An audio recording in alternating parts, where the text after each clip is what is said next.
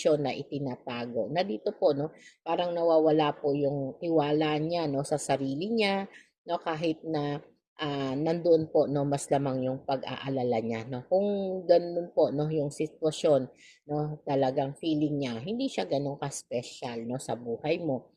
Kaya sabi nga po dito, no, ng the hangman na naka-upright po, no, ay talagang may mga sitwasyon po dito. Kaya dito po, no, sino ang iniisip niya, no, bago matulog? Ikaw ba o may iba, no?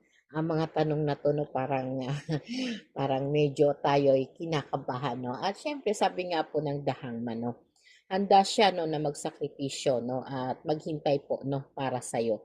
At bago siya matulog, no, pinag-iisipan niyang mabuti ha, bawat galaw mo, bawat ngiti mo, bawat pakikipag-usap mo o pagchat-chat mo sa kanya, no.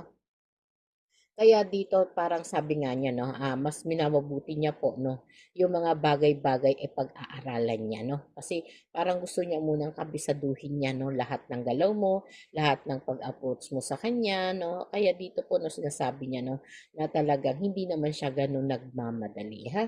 At dahil nga po gusto niya, 'no, na makakita o makita niya yung sitwasyon, 'no, na yung anggulo na magiging okay yung connection na meron kayo, 'no. Kaya minsan tinitiis niya po, 'no, yung, kalungkutan, 'no, para lang, makasigurado po siya, 'no, sa mga susunod na hakbang o gagawin niya, 'no, sa connection yung dalawa.